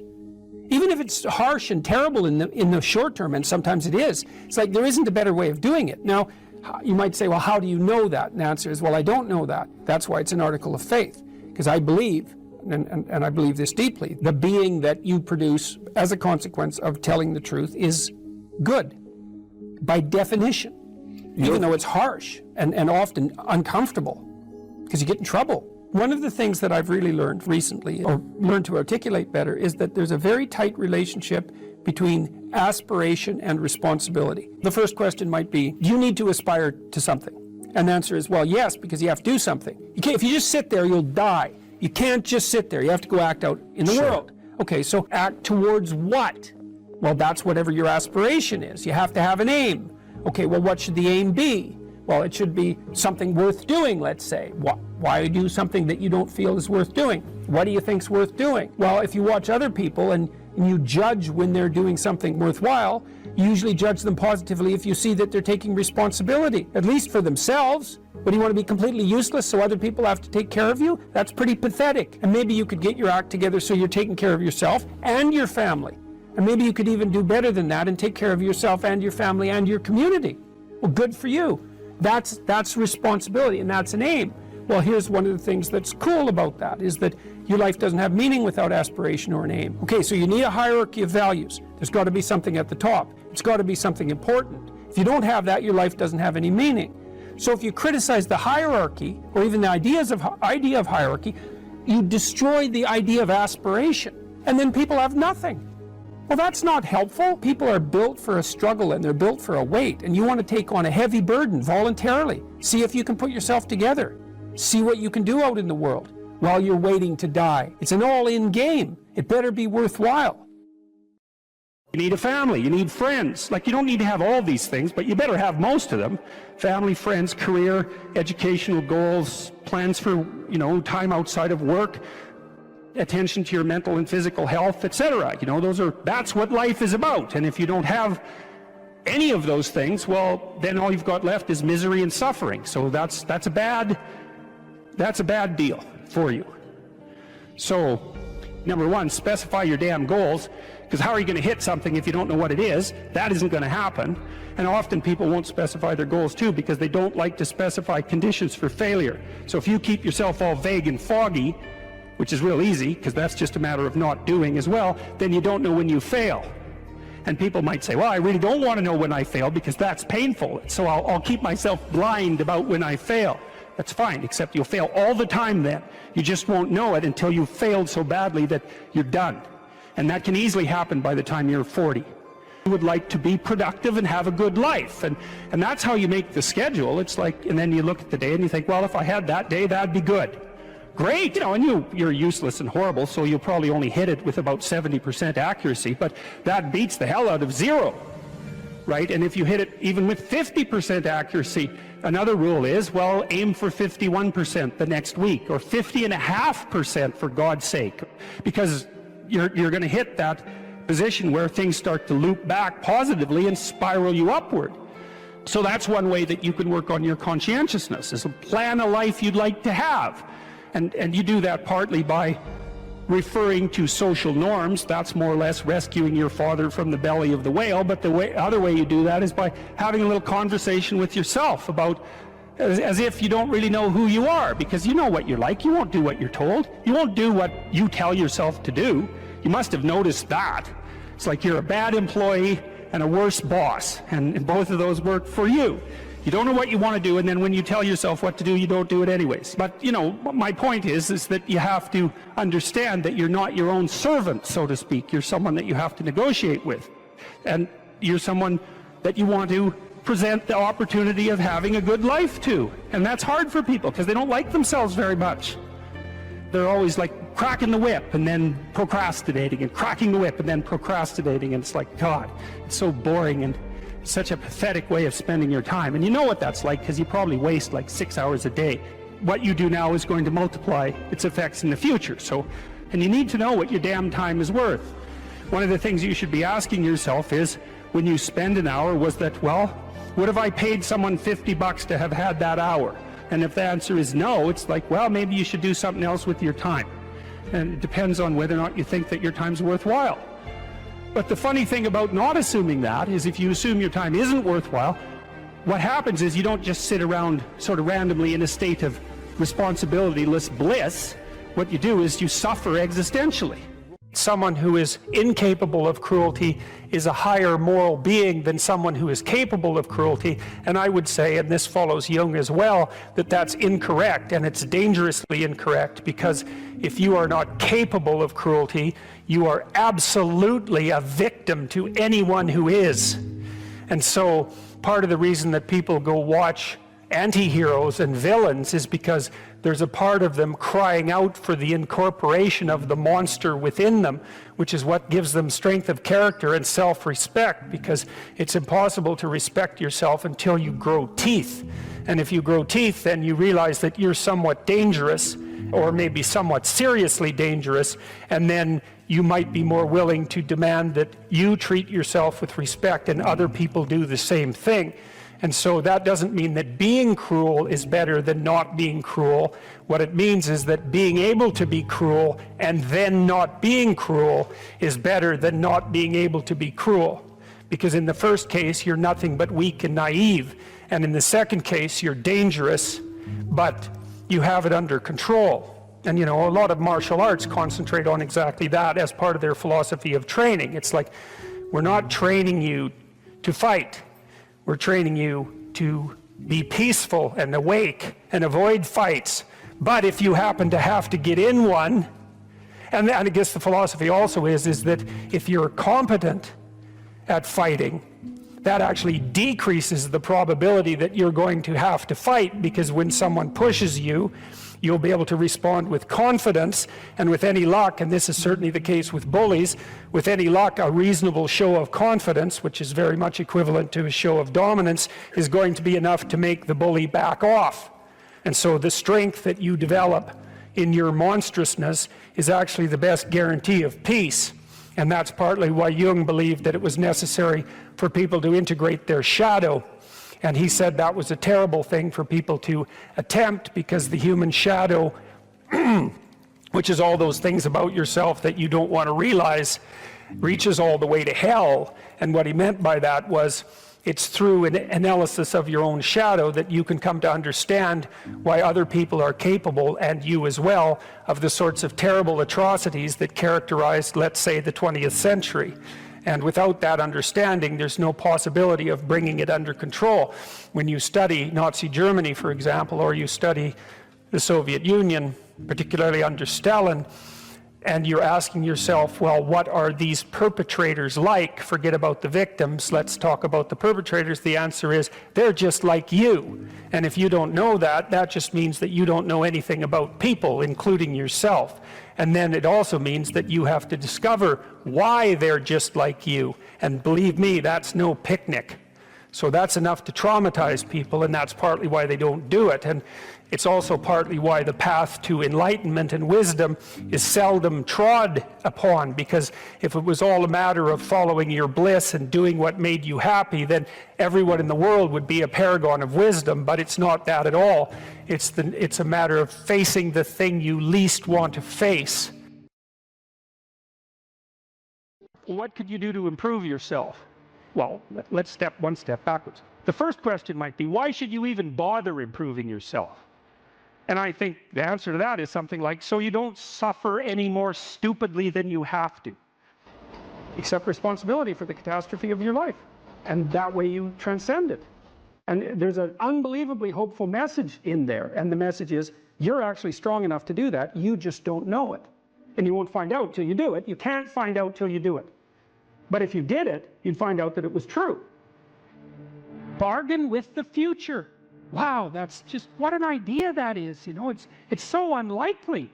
It's a massive risk. It's the ultimate in risks, right? You have to be willing to lose your life in order to find it. What you're willing to forego today's pleasure for tomorrow's advantage. And that's what sacrifice is. And I would say, start where you can start. You know, if something announces itself to you as in need of repair, that you could repair, then, hey, fix it. You fix 100 things like that, your life will be a lot different. If I wanted to spend 10 minutes making this room better, what would I have to do? And you have to ask yourself that, right? It's not a command, it's like a genuine question. And things will pop out in the room that you know, there's a stack of papers over there that's kind of bugging you, and you know that maybe little order there would be a good thing. There's some rubbish behind your computer monitor that you haven't attended to for like 6 months, and the room would be slightly better if it was a little less dusty and the cables weren't all tangled up the same way. And if you allow yourself just to consider the expanse in which you exist at that moment, there'll be all sorts of things that'll pop out in it that you could just fix. So life is brutal, and what you have to set against that is possibility. So I would say if you're 16 and your life isn't so happy, it's like, look around and see if there are opportunities that people are granting you, even imperfect opportunities, because they're going to be imperfect, that you could exploit in the proper way and learn and grow. But the fundamental lesson, the more fundamental lesson that's underneath that is, don't let what you are stop you from being what you could be.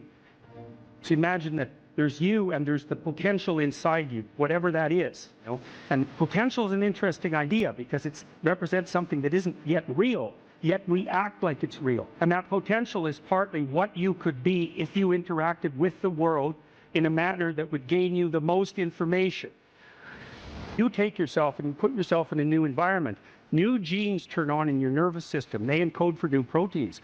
And so you're full of biological potential that won't be realized unless you move yourself around in the world into different challenging circumstances, and that'll turn on different circuits. You know, I often tell people too, fix the things you repeat every day, because people tend to think of those as trivial. You get up, you brush your teeth, you have your breakfast, you know, you have your routines that you go through every day. Well, those probably constitute 50% of your life.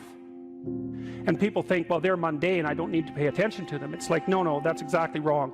The things you do every day, those are the most important things you do. Hands down. All you have to do is do the arithmetic.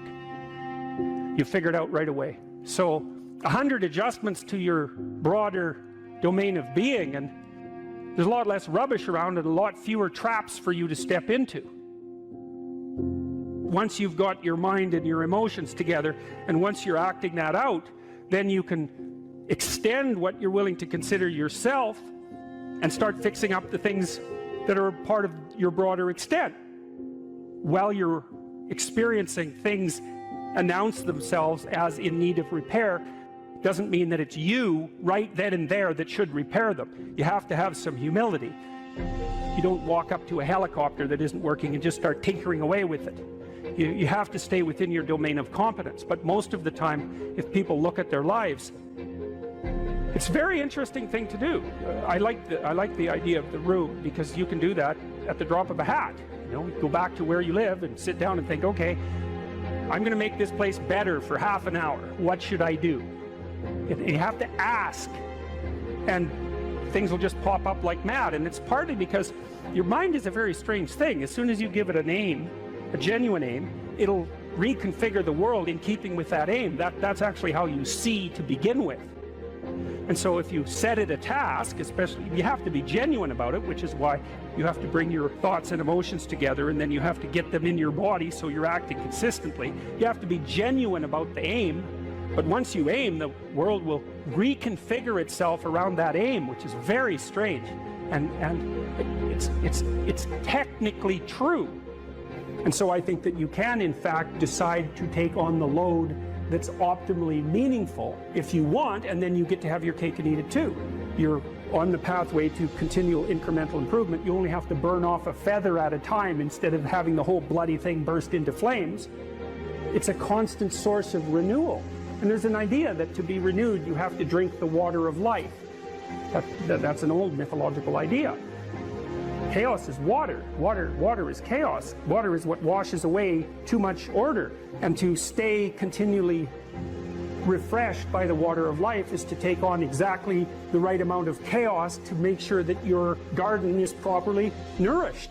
And I think meaning is actually the marker of that. You don't choose your interests, they choose you.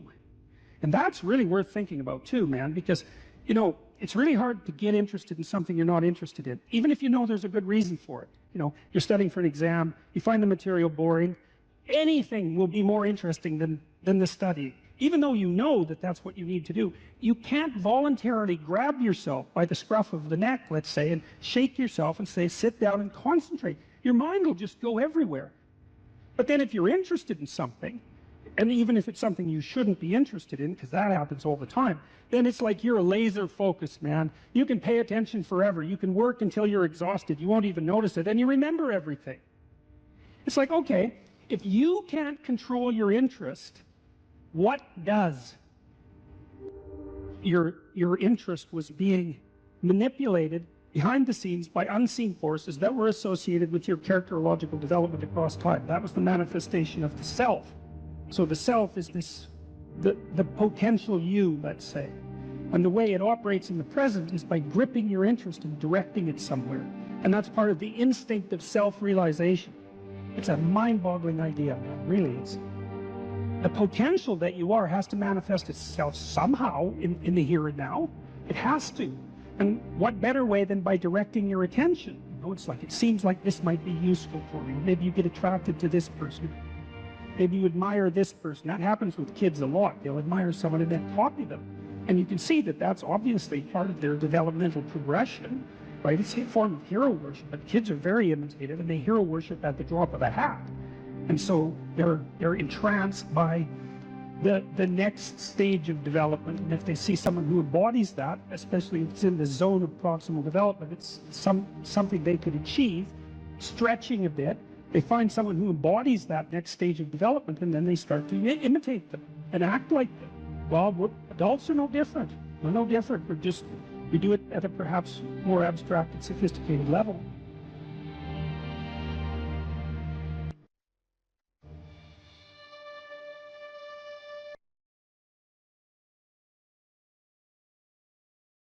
The internal problem is, how do you deal with tragedy and malevolence? And you can say, well, I'm not prepared. It's like, yeah, fair enough. Unsurprising, especially if you were overprotected as a child. It's not a good idea to overprotect your kids, because the snakes are going to come into the garden no matter what you do. And so then you, instead of trying to keep the damn snakes away, what you do is you arm your child with something that can help them chop them into pieces and make the world out of them. So that the trick for human thriving in the face of suffering and malevolence is strength, not protection. It's a completely different idea. We also know this clinically. We know, for example, that if you treat people with exposure therapy for agoraphobia, which is, roughly speaking, the fear of chaos, I would say, the fear of everything, you don't make them less afraid.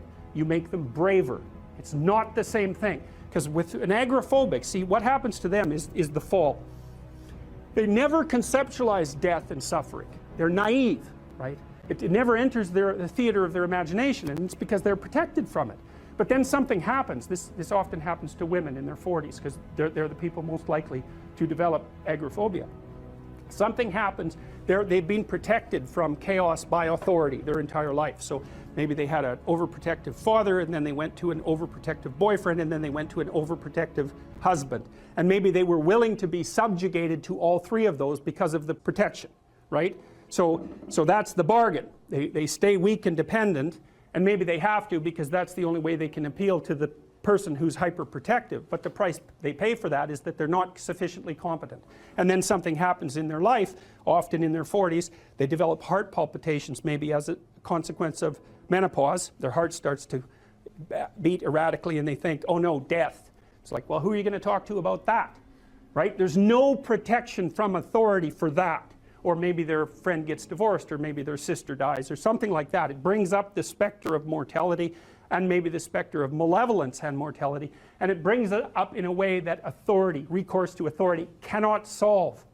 And so then they have panic attacks. What happens? They go out, they get afraid, they feel their heart beating, then they get afraid of their heart beating because they think, oh no, I'm going to die, and they think, oh no, I'm going to die, and I'm going to make a fool of myself while I'm doing it and attract a lot of attention. So the two big fears come up: mortality and social judgment. And then they have a panic attack. It's like fight or flight's gone out of control. Very, very unpleasant. Then they start to avoid the places they've had a panic attack. Then they end up not being able to go anywhere. So then Tiamat has come back, right? A huge monster, a little victim. And so what do you do with them? Well, there's no saying, no, there's no Tiamat. That's done, right? Their naivety is over. They've had a direct contact with the threat of mortality and social judgment. They've met the terrible mother, and they've met the terrible father. And there's no going back. There's no saying, oh, the world is safe. It's not safe. Not at all. It's not safe. The fact that you think it's safe means that you were living in an unconscious bubble that was sort of provided to you by your culture. It's a gift. And now that's been shattered. And so now what do you do? Well, the answer is you retreat until you're in your house and there's nowhere you can go. You're the ultimate frozen rabbit, right? And your life is hell because you can't function. The alternative is, let's take apart the things you're afraid of. Let's expose you to them, carefully and programmatically. And then you'll learn that you're actually tougher than you think. You never knew that. And maybe you didn't want to take on the responsibility because, people play a role in their own demise, so to speak. When you had opportunity to go out and explore or withdraw because you were afraid, you chose to withdraw because you were afraid. So it's not only that you were overprotected often, it's that you were willing to take advantage of the fact that you were overprotected and run back there whenever you had the opportunity. So maybe you're a kid in the playground, right, and you're having some trouble with other kids, and in the back of your mind, I should deal with this myself, but you go and tell your mom and get her to intervene. And you know that that's not right. You know that you're breaking the social contract, but it's easier, and so that's what you do. You run off to an authority figure and hide behind the Great Father, roughly speaking. Well, the problem with that is you don't learn how to do it yourself. So then you have to relearn it painfully when you're 40. So then you take people out. You say, well, what are you afraid of? Rank it from 1 to 10. So 10 is, we'll make a list of 10 things you're afraid of. The thing you're least afraid of, we'll call number 10. So we'll start with that. Okay, well, I'm afraid of elevators. Okay, well, let's look at a picture of an elevator. Let's have you imagine being in an elevator. Let's go out to an elevator and let you watch the terrible jaws of death open, because that's how you're responding to it symbolically, right? And you're going to do that at the closest proximity you can manage. You find out, you go do that, it works. You're nervous as hell, especially from an anticipatory perspective, shaking. You go out, you stop, you watch it happen, and you actually calm down. You do that 10 times and it no longer bothers you. Well, what you've learned that you didn't die, but more importantly than that, you've learned that you could withstand the threat of death. That's what you've learned. And then you move a little closer, and then you move a little closer, and then you move a little closer, and finally you're back in what's no longer the elevator from a symbolic perspective. It's a tomb, right? It's a place of enclosure and isolation. And you learn, turns out I can withstand that. And then you're much more together, much more confident. And that's often one of the things that often happens in situations like that. I've seen this multiple times, is that if you run someone through an exposure training process like that and toughen them up, they'll often start standing up to people around them in a way they never did before, because they wouldn't stand up for themselves before, because they weren't willing to undermine the protection. See, if you're protecting me, I can't bother you, because I can't afford to forsake your protection. So if I'm going to play that game, I'm going to hide behind you, then I can't challenge you. So that's no good, because that's sometimes why people, you see this with guys very frequently, they're still deathly afraid of their father's judgment when they're in their 30s or 40s. It's like, well, why? No, because they still want to believe that there's someone out there that knows. And so they're willing to accept the subjugation, because it doesn't force them to challenge the idea that there's someone out there that knows. Because that's the advantage of having your father as a judge, right? Because he knows. Well, what if he doesn't? What if no one knows any better than you? Well, that's a rough thing. You don't, until you realize that, you're not an adult, right? That's really technically the point of realization of adulthood, is that no one actually knows what you should do more than you do. I mean, it's a horrible realization, because what the hell do you know? It's a terrible realization, and people will often pick slavery, permanent slavery, to the spirit of the Great Father, let's say, over that realization, and it's completely understandable. But the problem with it is that there's more to you than you think, and so if you continue to hide behind that figure, then you never have a chance to understand that there's more to you than you think, far more to you than you think. Maybe there's enough to you so that you can actually withstand the threat of mortality without collapsing. Maybe even withstand the threat of malevolence without collapsing. Who knows? It's certainly possible. And it's not an abstract question. It's exactly the sort of question that you address in the psychotherapeutic process. It's always the question that you address. And the answer is often in the affirmative, because people can get unbelievably tough. And you know that because people work in emergency wards in hospitals, right? Or they work in palliative care wards, or they work as mortuary assistants. I mean, these people have bloody rough jobs, you know, or they're on the front line of police investigation into, you know, heinous child abuse crimes, and so they're confronting malevolence on a regular basis. And, you know, those are very stressful jobs, but people do them. And some people do them without even being damaged by them, although that's a harder thing, because you can see horrible things, you know, things you'll never forget.